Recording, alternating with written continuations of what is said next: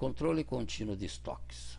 Dentro do processo de gestão de estoque, vamos fazer um exemplo completo. Esta aula é a primeira parte desse exemplo. Quando nós temos um controle contínuo de estoque, nós podemos representar esse controle através de uma curva que a gente chama dente de serra. Então nós temos um estoque máximo, em que aqui temos o valor de 140, vamos consumindo.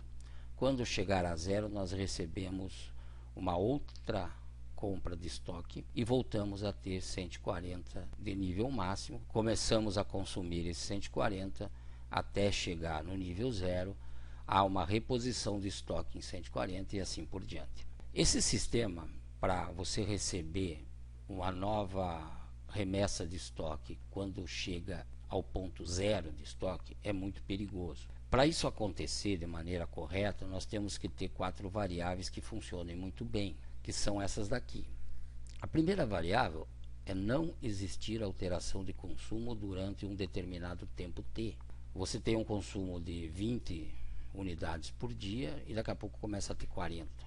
Isso vai acarretar de você chegar no zero e não ter o que produzir. Não existirem falhas administrativas que provoquem um esquecimento ao solicitar compra. Ou seja, não pediu a compra. Quando pediu já era tarde demais e a compra vai chegar depois que o estoque chegou a zero. Você deixa de produzir. O fornecedor nunca atrasa. Se o fornecedor atrasar no pós o estoque chegar a zero, também você tem problemas de produção. E nenhuma entrega do fornecedor seja rejeitada pelo controle de qualidade. Se chega a matéria-prima e ela não pode ser utilizada por falta de qualidade, você vai deixar de produzir. E isso geraria uma curva mais ou menos nesse sentido, que a parte em roxo aqui representada seria a parte que você deveria produzir, mas não produziu. Para resolver isso, nós trabalhamos com o que nós chamamos de estoque de segurança. Então a representação do estoque de segurança é feita dessa maneira. Você tem a curva dente de serra, você está com 140, mas você programa para você receber a compra de estoque quando chegar em 20.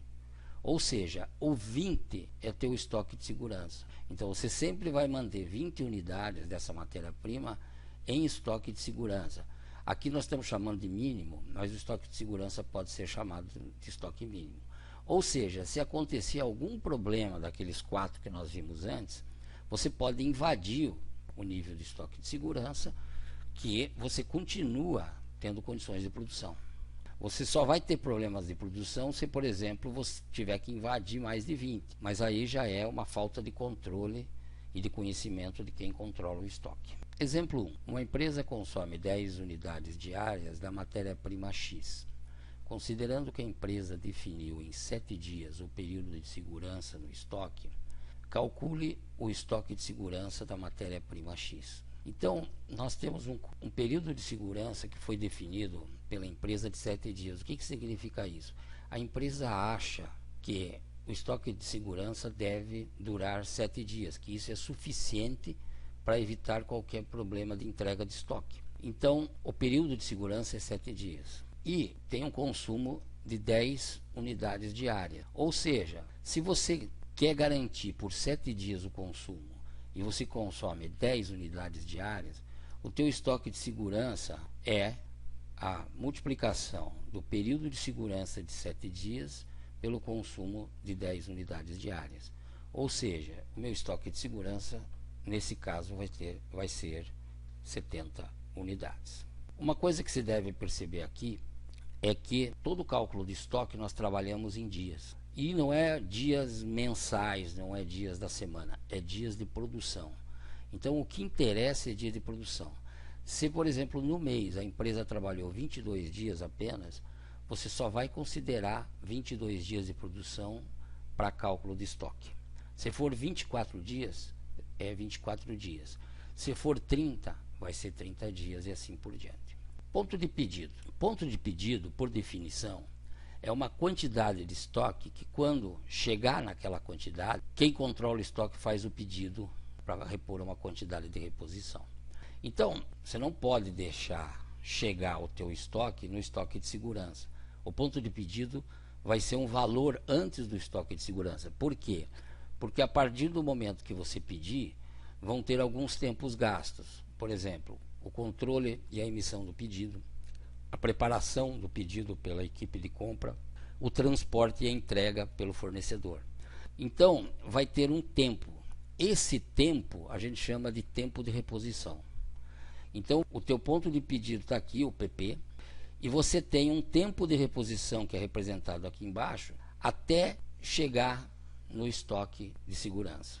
Então, o ponto de pedido é uma quantidade de estoque que, quando se chega nessa quantidade, se faz o pedido para repor, e esse pedido é para chegar, de acordo com os cálculos, exatamente quando se chegar no nível do estoque de segurança. Determinação do ponto de pedido é igual ao consumo, vezes o tempo de reposição, e mais o estoque de segurança. O que é o consumo vezes o tempo de reposição? Essa multiplicação me dá quanto que eu vou consumir desde o ponto de pedido até o nível do estoque de segurança quando chega o meu pedido. E eu tenho que considerar o estoque de segurança porque eu sempre tenho que mantê-lo no mesmo nível. Então, o ponto de pedido é dado em quantidade de estoque, C é o consumo diário, TR é o tempo de reposição e ES é o estoque de segurança. Novamente aqui o gráfico. Essa quantidade aqui, C vezes TR da fórmula, é a quantidade que eu vou gastar até que a minha encomenda de estoque chegue quando atingiu o nível do estoque de segurança. E o TR é o tempo que eu vou gastar desde que eu peço até chegar lá. Considerando os dados obtidos anteriormente e que o tempo de reposição da matéria-prima X é de 20 dias, calcule o ponto de pedido dessa matéria-prima. Então, nós já vimos que o nosso consumo é 10 unidades diárias, a TR aqui é dada como 20 dias, o estoque de segurança foi calculado em 70 e eu peço o ponto de pedido. Aplicando a fórmula, nós teremos 10 do consumo diário, 20 do tempo de reposição, que é o tempo para chegar a minha compra, mais o estoque de segurança, que é 70. 10 vezes 20 dá 200, mais 70, 270. Então, o que significa isso? Quando o meu estoque chegar em 270 unidades, eu faço o pedido de compra. Para que esse pedido de compra chegue quando o meu estoque chegar em 70 unidades, que é o meu estoque de segurança. Para você saber o que é um custo de um pedido de compra ou um custo unitário de uma compra, é tudo que você gasta no ano dividido pelo número de pedidos que você faz na empresa. E esses gastos é mão de obra do setor de compra, material de escritórios, custos indiretos, telefone, luz. E a contabilidade normalmente que apura esses gastos e faz uma divisão pelo número de pedidos que você foi feito no ano. Então, o custo de cada compra é a quantidade total, o custo total anual com as compras, dividido pelo número de pedidos anuais. O custo de um pedido de compra é o custo total anual dos pedidos de compra, dividido pelo número de pedidos anuais. Simplesmente isso. Mas esse dado sempre vai ser dado para o aluno trabalhar. Cálculo do estoque máximo. O estoque máximo é importante porque você tem que saber quanto que você pode guardar, se você tem espaço para guardar aquele estoque, se você tem condição de guardar todo aquele estoque máximo. Então, é uma limitação no teu controle de estoque. Então, o cálculo do estoque máximo funciona para isso, principalmente para isso. O estoque máximo, de acordo com a curva dente de serra, sempre vai ser o estoque de segurança mais o que você compra, porque é o máximo que você vai ter. Só que a quantidade de reposição é dada por um cálculo que a gente chama de índice de cobertura vezes o consumo. Então a empresa determina a seguinte situação: eu quero que meu estoque dure para 2 meses de produção.